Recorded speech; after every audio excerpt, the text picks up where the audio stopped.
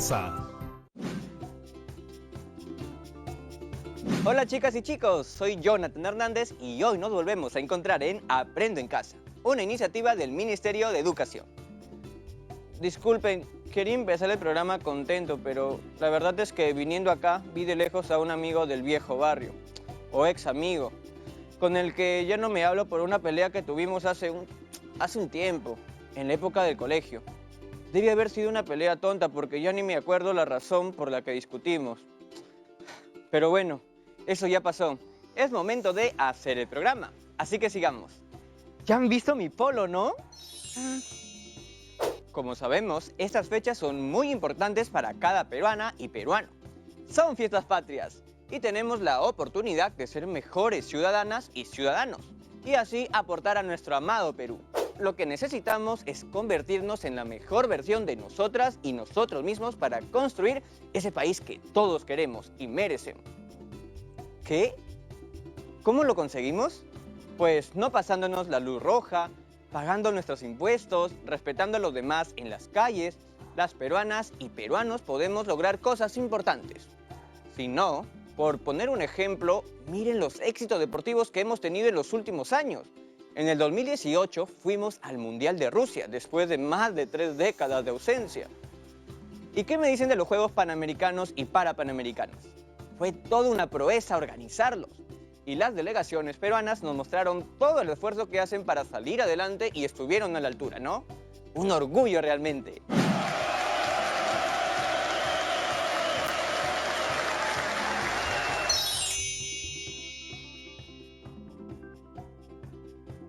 Pero a veces no todo es orgullo en el deporte. Me acabo de acordar de mis compañeros de clase, a los cuales extraño. Con ellos jugábamos básquet, también partidos de fútbol y algunas veces se desataban pequeñas grescas en las que nuestros profesores y papás tenían que intervenir. Algunos se pelearon para jamás volver a hablarse. Ah, me acabo de acordar que esa fue la razón por la que me peleé con el amigo que vi hace un rato. ¡Claro! Fue un evento deportivo interescolar. ¡Qué tontería habernos peleado! ¿Por qué pasará eso en el deporte, no? ¿Cuál es realmente el problema? ¿Por qué nos ponemos tan violentos si después de todo es solamente un juego? Me gustaría saber un poco más sobre por qué tenemos esos comportamientos y cómo podemos hacer para que todos los deportes se conviertan en un motivo de alegría y no de pelea. Hola, profesora. Hola, Jonathan. ¿Por qué el gesto de preocupación? Les contaba a las chicas y chicos sobre una pelea que tuve hace unos años con un amigo que iba a otro colegio. Nos peleamos en un interescolar deportivo, cuando cada uno le hacía barra a su equipo. Una lástima que hayas perdido una amistad y se haya manchado un evento deportivo con violencia. Siempre hay que prevenir esos actos en las canchas y en las barras. Eso nos hace mejores ciudadanas y ciudadanos. Justo hablaba de eso hace poco, a raíz de Fiestas Patrias y el Bicentenario. ¿Y cómo podemos ser mejores peruanas y peruanos? La violencia en el deporte es un problema social, pues como grupo de personas, como sociedad, nos separa. Y eso no debe ocurrir. El deporte debe ser una práctica física que genere interés y entusiasmo, donde la gente vaya a apreciar un juego limpio y pasar un grato momento junto a la familia y amigos, nada más. Porque cuando no es así, ¿quién pierde? Todas las personas y el mismísimo deporte, ¿no? Porque la gente ya no va a esos eventos por temor a ser atacados. ¿Tú crees que nos habríamos demorado tanto en regresar a un mundial de fútbol si más gente hubiera llenado los estadios durante los años de ausencia? Puede que no, porque con la asistencia se recauda dinero y con eso el fútbol o cualquier otro deporte crece. La violencia en el deporte nos ha perjudicado mucho, profesora. Hay que desaparecerla. Pienso igual. Pero, ¿por qué existe? Te propongo algo. Desde nuestra área de comunicación abordaremos el tema leyendo algunos textos que nos permitan comprender mejor por qué se dan actos violentos en el fútbol. Perfecto, yo estoy listo. Iniciaremos hoy presentando una situación que nos permita contextualizar lo que pasa con el fútbol en nuestro país. Déjame buscar un texto. ¿Me ayudas leyendo, Jonathan? Por supuesto. Comienzo.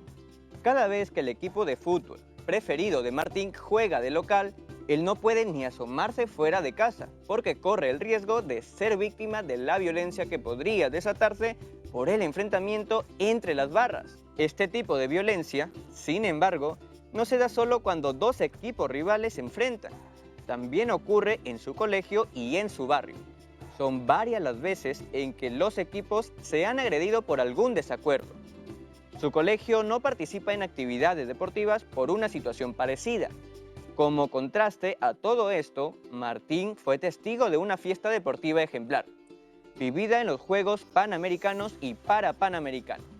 Así que, cuando llegó a clase, le comentó este contraste a su tutora. A ella le interesaron las reflexiones de Martín, así que lo sugirió como tema de conversación en clase. Casi todos tenían la misma impresión que tenía él, y todos querían volver a participar de eventos deportivos entre instituciones educativas. Pero la preocupación de que sucedan situaciones de agresiones o violencia física y verbal persiste. La profesora pidió propuestas frente a esta situación. La propuesta con la que todos estaban de acuerdo fue organizar un evento multideportivo que incluya a otros colegios y a personas de la comunidad. Como verás, eso pasa en muchas de las escuelas de nuestro país, así como en los clubes profesionales de fútbol, básquet y otros deportes. ¿Por qué crees que las personas se comportan así cuando juega su equipo favorito? Me parece que se debe a que quieren que su equipo gane, profesora. A nadie le gusta perder. Eso no justifica que busquemos maltratar a quienes son hinchas de otro equipo. Dejarse llevar por esos impulsos de odio es absurdo y es propio de personas que en el fondo son débiles, porque no se pueden controlar. Esta situación que se presenta en el colegio de Martín también se podría haber presentado en tu colegio o en tu localidad.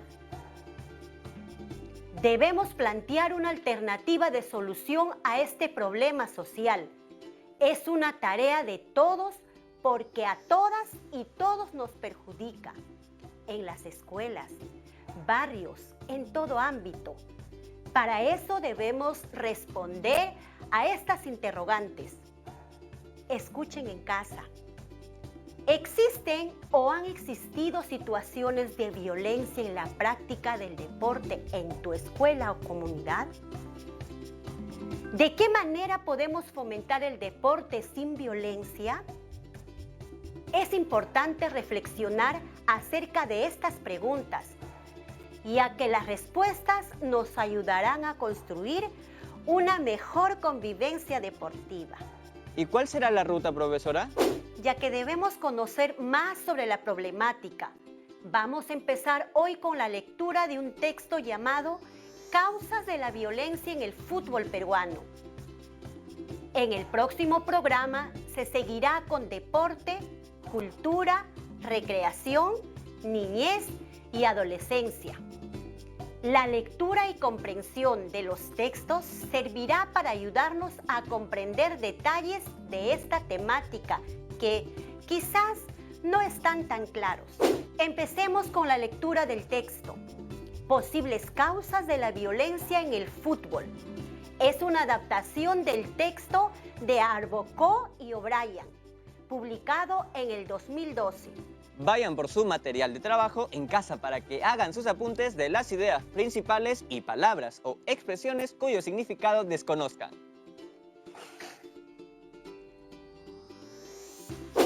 Antes de empezar a leer, vamos a anticipar el tema de la lectura a partir del título. Es algo así como predecir el tema del texto analizando el título, ¿no? Eso mismo, y nuestro título dice, Posibles causas de la violencia en el fútbol peruano. ¿De qué podría tratar el texto? Fácil. El tema que trataremos en esta clase es la violencia en el fútbol. Bien, vamos a leer el texto en dos partes para poder discutir algunas ideas. ¿Listas y listos en casa? Empecemos.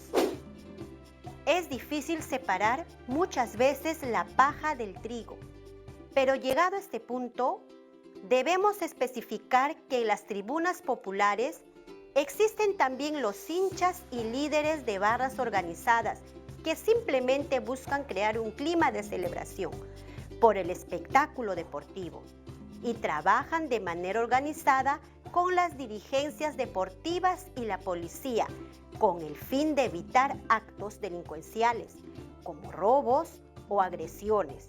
Así pues, debemos diferenciarlos de los pseudo-barristas, quienes suelen saltar los códigos de seguridad y el buen comportamiento, tanto fuera como dentro de la tribuna, y bajo pretexto de un partido dan rienda suelta a su comportamiento disocial.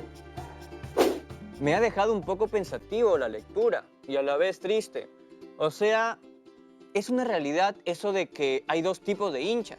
Los que van a alentar a su equipo y los que solo van a causar desorden y caos. A quienes llama el autor pseudo-barristas. Nunca había escuchado esa palabra, pero por el contexto, como ya aprendimos en programas pasados, lo pude inferir. Es bueno que en un texto así nos deje pensativos. Pensar sobre los problemas que ocurren en la sociedad nos sirve para reflexionar sobre nuestro comportamiento y sobre lo que debemos mejorar como personas. Recuerden, nuestras reflexiones son insumos para elaborar planes de mejora. Así que atentas y atentos con sus apuntes. ¿Te parece si identificamos la idea principal de esta primera parte? Sí, creo que la tengo. Antes que nada, he utilizado dos de mis colores favoritos en mis apuntes. El rojo para resaltar las palabras que no conozco y el verde para indicar la idea principal. ¡Qué buena organización! Antes de que empieces con tu explicación, quiero recordarles en casa que la idea principal es aquella que resume el tema de un párrafo. Gracias por la acotación, profesora.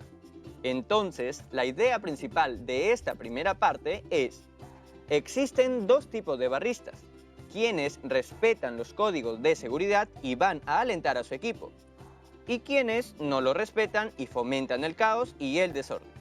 A estos últimos se les llama pseudo-barristas. Muy bien.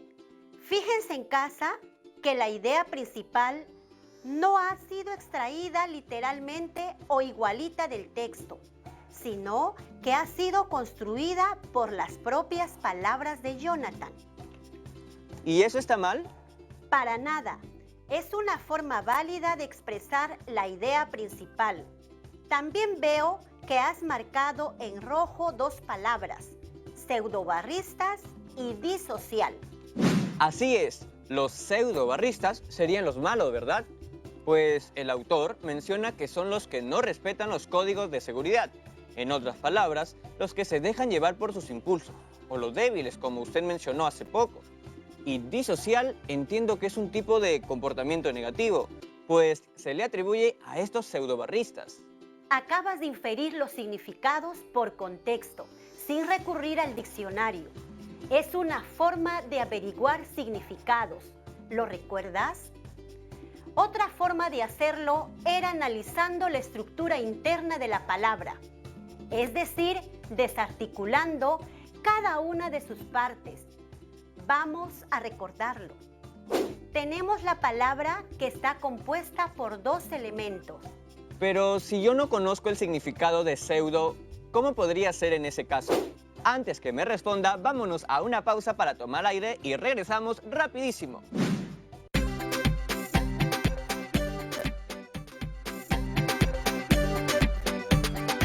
Bienvenidas a todas y todos de regreso.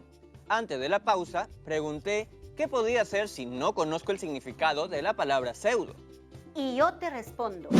En este caso particular, si vamos a necesitar consultar el diccionario o alguna persona que puede ser nuestra profesora o profesor, o algún integrante de la familia, yo los voy a ayudar esta vez.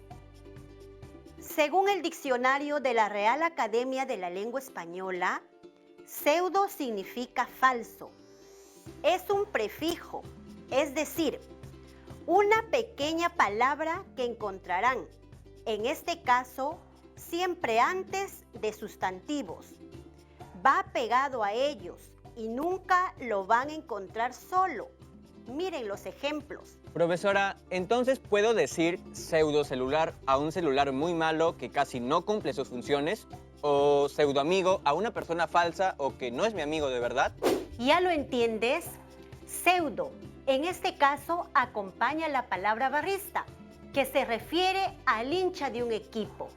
Estos dos elementos unidos dan como resultado pseudobarrista, que significa falso barrista o falso hincha. ¡Qué roche ser un pseudobarrista! Y ahora disocial.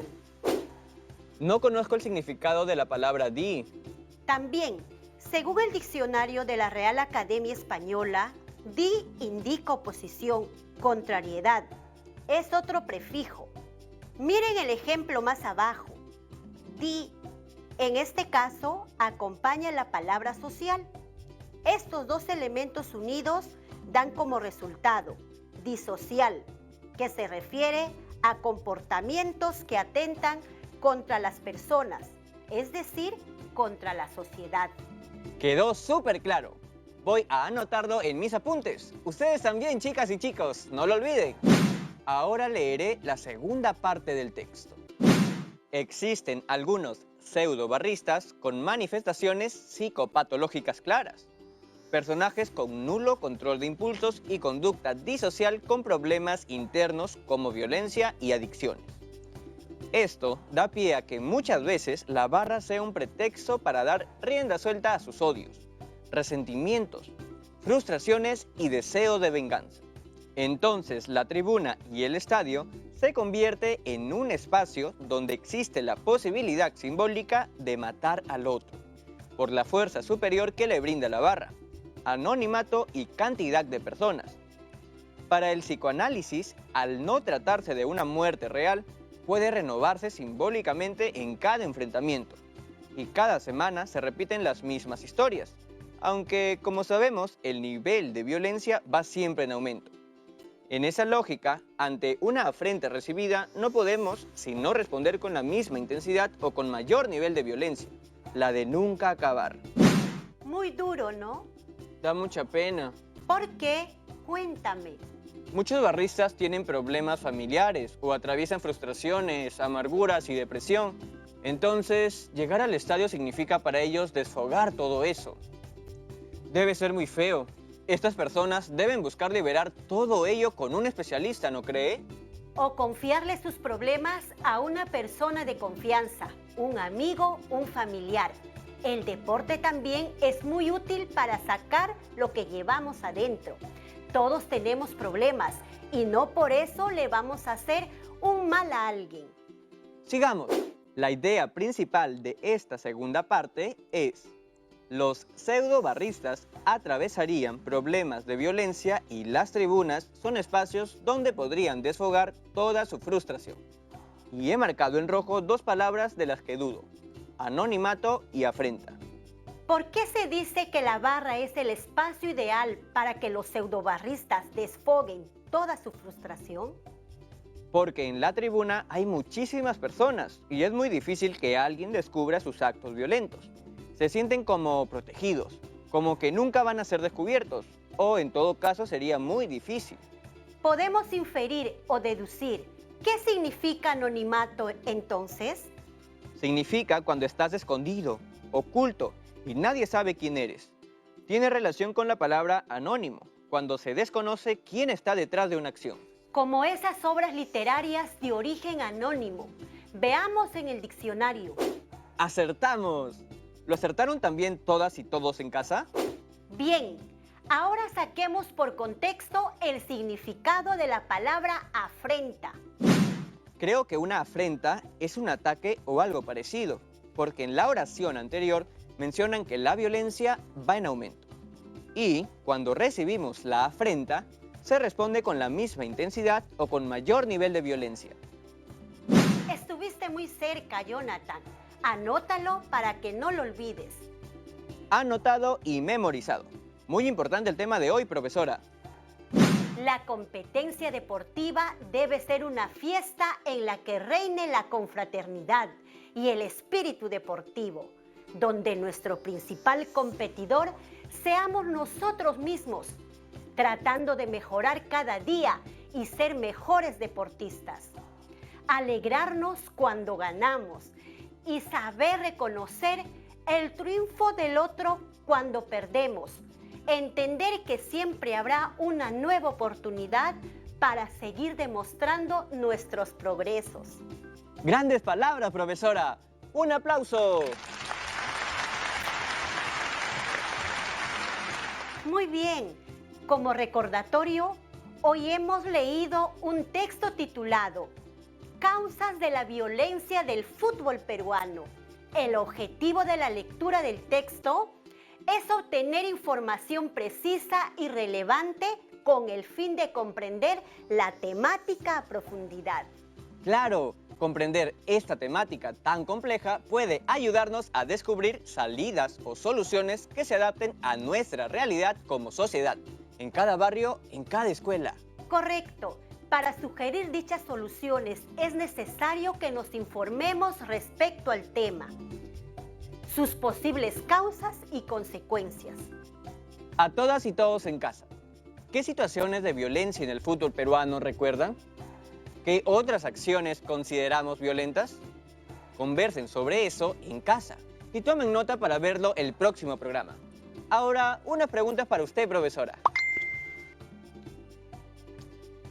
Richard, de Guarmey, quiere saber, ¿qué pasa cuando busco una palabra en el diccionario y tiene muchos significados? ¿Qué debo hacer? Buena pregunta. La primera forma de tratar de conocer el significado de una palabra es por el contexto. En caso aún tengamos dudas sobre su significado, podemos acudir al diccionario cuando nos encontramos ante una palabra que tiene varios significados. Estos van a estar enumerados y a cada definición se le conocerá mejor como acepción. Debemos leer cuidadosamente toda la entrada, esto es, cada una de las acepciones registradas, y seleccionar aquella a la que la palabra hace referencia en el texto. No desaconsejo para nada el uso del diccionario, pero no se olviden de que la forma más eficaz de dar con el significado de una palabra es inferirla por el contexto o mediante el análisis morfológico. Romina, de Moyobamba, pregunta, ¿qué tan importante es resaltar las ideas cuando leemos? El resaltado o subrayado es una técnica de comprensión lectora que nos permite ubicar no solo las ideas principales, sino también las secundarias o datos importantes que nos permitirán construir el significado del texto. En la actividad de hoy, resaltar fue de vital importancia, pues así ubicamos fácilmente el trasfondo de esa violencia que domina a los pseudo-barristas. Y mejor aún si anotamos algunas ideas en los márgenes del texto. Recuerden que un texto resaltado o subrayado es un texto que ha calado a fondo en nuestras mentes. Francisca de Pachacútec, en Ventanilla, nos hace esta consulta. Los textos siempre nos presentan relaciones de causa y efecto entre las ideas, como el que hemos leído hoy. No siempre es así. Qué bueno que lo podamos precisar. Las relaciones lógicas que se pueden presentar entre las ideas son de diversa índole. Una de ellas es la causalidad, como el texto que hemos analizado hoy. Pero las ideas pueden tener diversa relación entre ellas. Por ejemplo, de contraste, de secuencia, de ejemplificación, entre otros. Ricky, de Huamachuco, tiene esta consulta. ¿Y cómo se puede establecer la relación lógica que hay entre las ideas? Una forma de hacerlo es reconociendo los conectores textuales que tienen el texto. Estos conectores te permiten establecer las relaciones lógicas que hay entre ellas. Los conectores son de distinto tipo. de comparación, de adición, de contraste, de orden o de secuencia, entre otros. Ina de Junín nos escribe esto. ¿Puedo hacer también un análisis que me sirva para cambiar y prevenir cualquier acto de violencia en mi barrio o comunidad? Por supuesto, sí se han detectado algunos comportamientos que podrían considerarse violentos. Entonces, sí podrías movilizar a la comunidad para reflexionar en torno a esto y buscar la mejor solución para lograr la buena convivencia en nuestra comunidad. Por ejemplo, frente a arrojar la basura en las calles o ríos, el cuidado de las personas vulnerables, organizarse para las faenas comunales, entre otras. Apuntado. Ahora vamos con Karim desde Guarmey, que nos pregunta, ¿cómo puedo complementar la información obtenida de mis lecturas? Siempre es aconsejable complementar. No nos quedemos con un solo insumo. Podemos buscar material audiovisual, por ejemplo, un video de una entrevista a una personalidad deportiva que opine sobre la violencia en el deporte, o una nota periodística en algún diario. Podemos hacer nosotros mismos entrevistas entre las personas de nuestra comunidad para recoger sus opiniones sobre este problema. Gracias, profesora, por brindarnos su aporte y conocimiento. Hasta la próxima. En el siguiente programa seguiremos leyendo otro texto que nos permitirá profundizar la información sobre este interesante tema. Nos despedimos dejándote un reto que lo puedes cumplir con el apoyo de tu familia. Te invitamos a que preguntes a tus padres o abuelos cómo era el comportamiento de los hinchas cuando ellos eran jóvenes y compares con lo que sucede en la actualidad. Recuerden registrar su trabajo en su cuaderno o en hoja de reuso. Yo voy a llamar a mi ex amigo para amistarnos nuevamente con él y con su hermana, que también era mi amiga. Discutir o pelearse por haber pertenecido a diferentes barras es realmente una tontería, ¿no creen, amigas y amigos? Ya les contaré luego cómo me fue. Deseenme suerte. Hasta la próxima. Chao, chao, chao.